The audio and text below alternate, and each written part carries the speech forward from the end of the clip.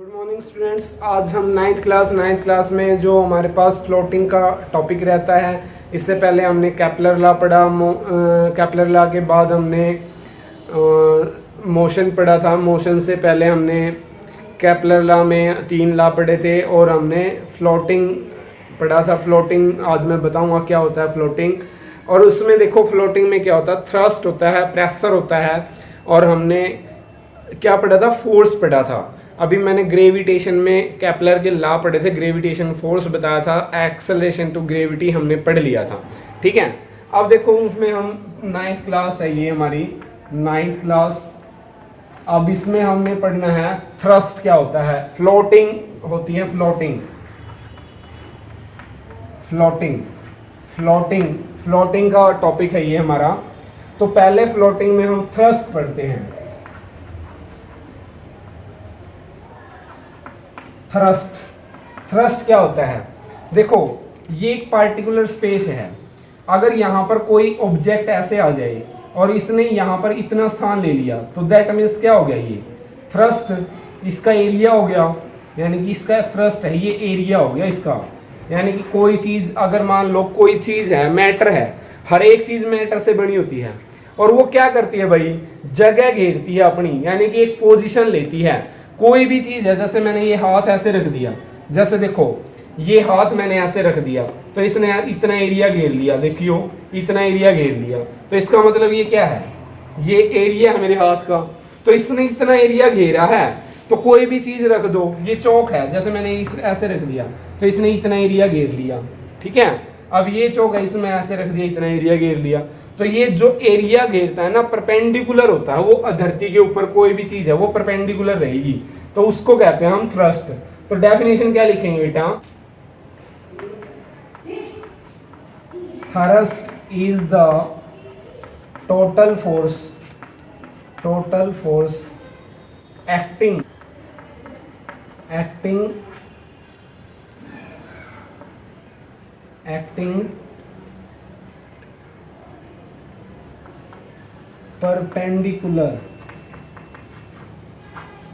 perpendicular on a surface। यानी कि देखो मैंने अभी बताया, thrust is the total force, जो टोटल फोर्स है इसका acting perpendicular on a surface, यानी कि परपेंडिकुलर है, ये इसके ऊपर परपेंडिकुलर है। कोई चीज किसी के ऊपर ऐसे रख दिया तो ये इसके ऊपर परपेंडिकुलर हो गया, तो ये थ्रस्ट होता है, थ्रस्ट। अब इसके बाद आता है प्रेशर। तो प्रेशर से ही कोई चीज रखी जाएगी। अब प्रेशर से कोई चीज इसके ऊपर रखी जाएगी, ऐसे प्रेस करूंगा तभी तो ये चल रही है, ये चौक जब भी तो चल रहा है जब हम इसको प्रेशर करते हैं। तो प्रेशर क्या होता है, pressure is the force per unit area, force per unit area, pressure is the force per unit area. तो इसका मतलब क्या हो गया, P equal to F/A। P से प्रेशर, F से फोर्स बाई एरिया या थ्रस्ट भी कह सकते हैं यहाँ पर, थ्रस्ट बाई एरिया। ठीक है, पता लग गया होगा। यूनिट क्या होती है, फोर्स की यूनिट क्या होती है, न्यूटन, एरिया की मीटर स्क्वायर। तो क्या होगी, न्यूटन मीटर स्क्वायर या फिर पास्कल। एक साइंटिस्ट था भाई पास्कल, उस साइंटिस्ट ने अपने नाम से यूनिट दे दिया, फोर्स की यूनिट पास्कल होगी। ठीक है, क्लियर, पता लग गया होगा। जैसे कोई भी चीज़ फोर्स है और उसका एरिया, जैसे मैंने अभी बताया था थ्रस्ट बाई एरिया लिख लो, क्योंकि टोटल फोर्स ही तो थ्रस्ट होता है, thrust is the total force, वही बात है, थ्रस्ट बाई एरिया लिख लो। थ्रस्ट बात वही है, थ्रस्ट बाई एरिया, या pressure is the force per unit area. Clear. अब इस फ्लूइड क्या होता है, अब कोई चीज लिक्विड है, जैसे वाटर है, वाटर फ्लो, वाटर का फ्लो ऑफ वाटर कह लो, फ्लो ऑफ वाटर, यानी कि वाटर का जो फ्लो होता है, यानी कि फ्लो ऑफ वाटर लिख दिया मैंने, फ्लो ऑफ वाटर। तो लिक्विड है ना, ये फ्लूइड है, तो ये फोर्स लगाएगा, ये वाटर यहाँ से चला, ये वाटर यहाँ पर गया, तो इसने फोर्स लगा रहा है, ये वाटर फोर्स लगा रहा है, तो उसको क्या बोलेंगे, फ्लूइड। क्लियर। देखो भाई नेक्स्ट टॉपिक है Archimedes principal.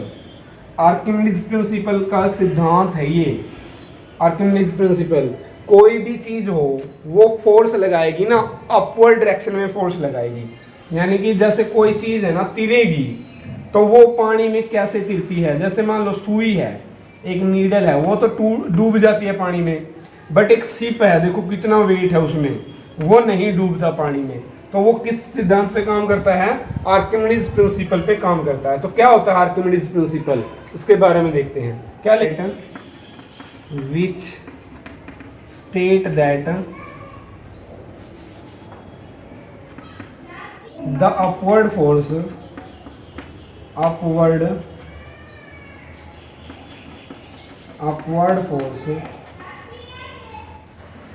acting on a solid body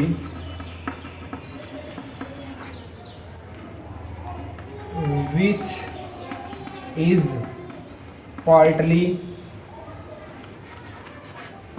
and completely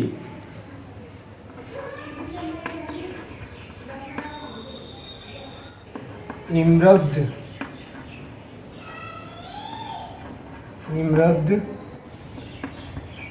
in a fluid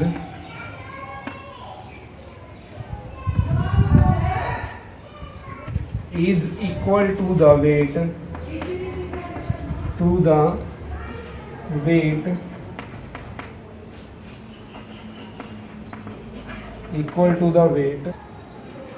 of the fluid is displace. यानी कि कोई चीज़ नीचे आएगी ना, तो वो फ्लूइड है ना, जैसे देखो कोई चीज़ है, ये पानी है, यहाँ से कोई चीज़ इसके अंदर जा रही है, ये चीज़ मान लो ये गोला है, तो ये पानी इसको डिस्प्लेस करेगा, ये पानी को डिस्प्लेस करेगा, और ये पानी इस पर अपवर्ड फोर्स लगाएगा। जैसे ये वेट है, तो ये अपवर्ड फोर्स लगेगा इस पर, ये फोर्स लगाएगा अपवर्ड की तरफ इसको धकेलेगा, और ये नीचे आएगी और इस पानी को डिस्प्लेस करेगी ये नीचे जाने के लिए। तो ये है हमारे पास Archimedes principle, which state that the upward force acting on a solid body, यानी कि इसके ऊपर सॉलिड बॉडी के ऊपर फोर्स लग रहा है ऊपर की तरफ, विच इज पार्टली एंड कंप्लीटली, यानी कि या तो एक पार्ट में लगे या फिर कंप्लीट इसके ऊपर लगाया जाए, which is partly and completely immersed in a fluid, जो ये फ्लूइड के द्वारा लगाया जाता है, is equal to the weight, जो वेट है ना उसके बिल्कुल बराबर का फोर्स लगेगा ऊपर की तरफ, इसके वेट के बराबर का, of the fluid is displace, और फ्लूइड उसको डिस्प्लेस करता रहता है, यानी कि फिर डिस्प्लेस होता रहता है, वो फ्लूइड जो है उसका डिस्प्लेस हो जाएगा। This upward force is called buoyant force. This upward force is called buoyant or upthrust या अपथ्रस्ट फोर्स, ऊपर की तरफ लगाया गया फोर्स होता है ये फोर्स ऊपर की तरफ लगाया गया। एप्लीकेशन इंपॉर्टेंट टॉपिक है भाई, सबसे आएगा पेपर में number 1, designing ship and submarine.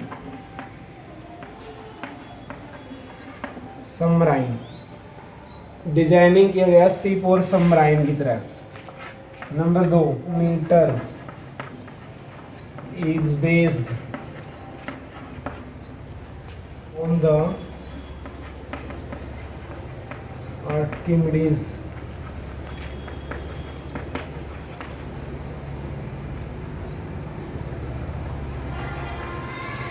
Principal, Archimedes principle based है। Number 3 hydrometer is also based. Number 4 determine the density of liquid. Number 5 purification of milk की प्योरिफिकेशन के लिए यूज करते हैं। इसके बाद देखो नेक्स्ट, ये तो पता लग गया। लैक्टोमीटर प्योरिफिकेशन मिल्क की होते हैं, hydrometer determine the density of liquid के लिए यूज करते हैं। इसका डिजाइन जो होता है वो सेपिया सबमराइन्स की तरह होता है, यानी कि किश्तियाँ। ठीक है, पता लग गया। नेक्स्ट टॉपिक देखते हैं क्या है।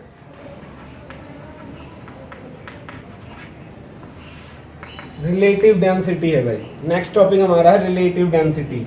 ये एक दूसरे से रिलेट कैसे होती है, डेंसिटी घनत्व किस तरीके से एक दूसरे से रिलेटिव है। लास्ट टॉपिक है इस चैप्टर का, खत्म हो जाएगा ये चैप्टर, फिर इसके न्यूमेरिकल करेंगे। ठीक है, अगर हैं तो देखेंगे कितने न्यूमेरिकल हैं।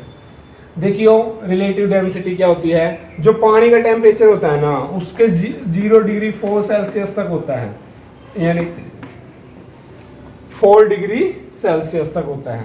देखो क्या relative density of a substance, relative density of a substance is the density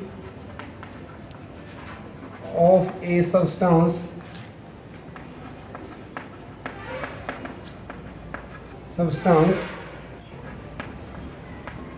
divided by the density of water 4 degree Celsius. देखो वाटर एट 4 डिग्री सेल्सियस क्या कहता है, रिलेटिव डेंसिटी जो सब्सटेंस है ना डेंसिटी का of a substance divide the density of water, तो water की डेंसिटी से डिवाइड कर दिया 4 डिग्री यानी कि सेल्सियस होना चाहिए पानी का temperature. T density of substance by density of water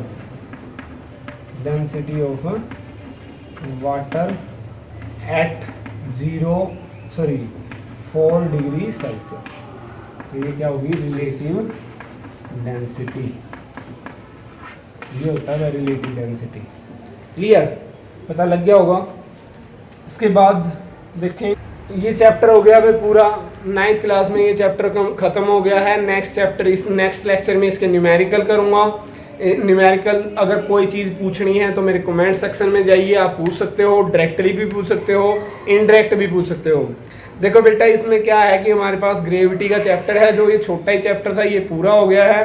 अगर आपको समझ नहीं आया, कोई भी क्यूरी है, डाउट है, तो आप मेरे कमेंट सेक्शन में मेरे से पूछ सकते हैं। Have a nice time, good luck, God bless.